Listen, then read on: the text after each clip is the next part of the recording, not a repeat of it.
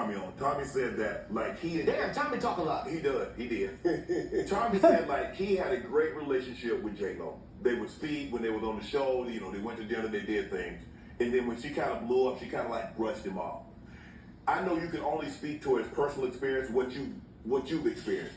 Have you experienced something like that? What's your relationship with J-Lo? Or have you experienced something like that when someone started out, they were kind of small, they got big, and then all of a sudden they really didn't know who Marlon was? I don't know, maybe they had something personal going on, you know, Jamie and J-Lo. I can't speak on it because I don't know. Not Jamie. I mean, not Tommy and J-Lo, you know, maybe he had a J-Lo joke somewhere. I don't know. And, you know, you never know what could start that type of thing. But from my experience, you know, J-Lo blew up. And when I saw her, it's always love. Mm-hmm. Always, hey, how you doing? How's Kenan? Right? Always been love. She's never been like, oh, I'm above you now. She's never been like that. In fact, my role in Air, you know, she told Ben Affleck, he was like, I need a good actor to do this role, and I want somebody good looking to play George Raveling. She's like, I need this. Right. She said, what about Marlon? He's a great dramatic actor. And so Ben called me and was like, will you do this role in my movie? And it was a great role, and I was like, bet. And J-Lo was the one that was like, yo, you should hit Marlon. So, and then I went on press tours, and I saw her, and her and Ben, we sat at the same table at the Golden Globes, and love. All love, you know what I mean? There's no like, you know, but look, it's hard for everybody to always give you attention, especially when you're her. You're being pulled this way, you're being pulled that way. Everybody, you want the camera saying that this and that.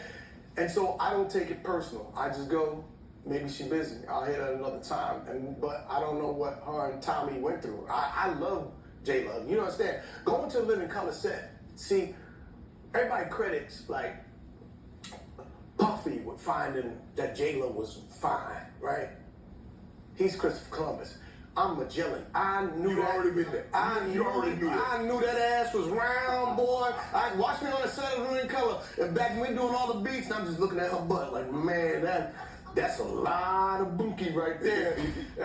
But she was beautiful little Puerto Rican girl to me when she was just, J-Lo's always been beautiful. Right. And to see her talent and see her blow up and see her become a brand. Y'all from my alma mater, hey man, love. And one day, you know, I sit down and go, one day, you know, we'll work together.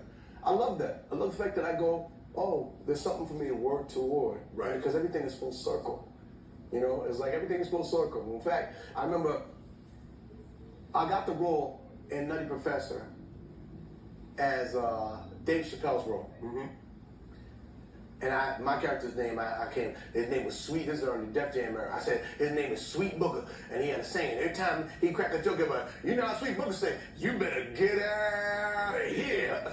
And so I had this character, and they thought it was hilarious. And then, at the same time, we had the screening of Don't Be a Menace, and it didn't do well.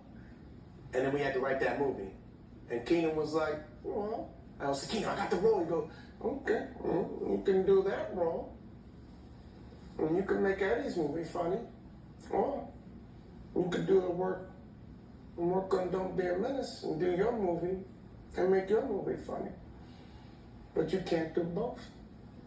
Wow. I cried. I cried. He always had these heartbreaking things, like these things that he would show you, and it was like God talking, right? And it's like this purgatory I'm in, and I'm just like, I want to do this, but I have to do this. And I chose to do Don't Be a Menace. Yeah, Come on, Marlon. I know, you understand, to work with my idol, Eddie Murphy. Yes. You understand what that meant for me? But I love me some Eddie Murphy. There's Richard Pryor, Damon Wayans, Eddie Murphy. Those are my three goats right there. You can mix them up and pick one. I want to do that movie so bad. And then, years later, I get the opportunity to do Norbit. And it just said Buster Taps. And that's all I had written. And once again, going back, remember Mo Money, I wrote all these jokes down. Remember, Don't Be a Menace. We wrote the whole thing in a week. I'm a writer. Sat there. Buster Taps. I watched Jane Fonda. I watched Billy Blanks. I said, what would a great tap dance class be? And I wrote a whole routine of a tap dance, power tap dance class. Right. And I get to set, and Brian Robbins, who now runs Paramount, when he directed Norbit, he was like, Eddie's gonna be in makeup for 5 hours. We're gonna shoot something. So what do you have? It says Buster Taps. What do you have? What do you have? I said, I got this little thing that I worked out. Can I try it? He said, yeah, okay. I got the class. I said, y'all just do everything I do. Ready? And 1, 2, 3, 4. I stepped and poof. Gotta wipe it off. Power tap, clap, tap, tap. Power tap, clap. Here come the cops. They taking me to jail. And I did the class. I did a 20-minute class. They were sweating. Ryan Roberts was like, hold on. This is hilarious. We're filming all this. 5 hours. Brian filmed the whole class. Eddie comes out in a trailer dressed in his makeup and he gets to the screen and he goes, hey, we got something we want to show you. And so he shows me the scene and I left the room. My idol's in there. You know, the dude I knew since I was 8 years old. Yeah. Mom, be free. I left the room, nervous. They start the thing and all I hear is, oh! Oh! Oh! Oh! When Eddie laughs, he roars. Oh! I look in the room and he's smacking the chair at what I'm doing. I stepped outside the room. I don't know where the east was, but I looked to the east. And I just prayed and I just thanked God that I got to make my hero laugh.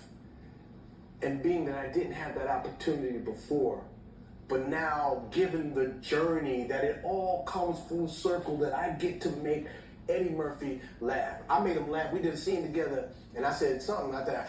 You know, look at your big old orange ass. Look like the Great Pumpkin. Make a nigga go turn a nigga to a werewolf. Woo! Something, and Eddie went. I made him break. I was like, that's how I knew. I was like, I'm on to something. Right.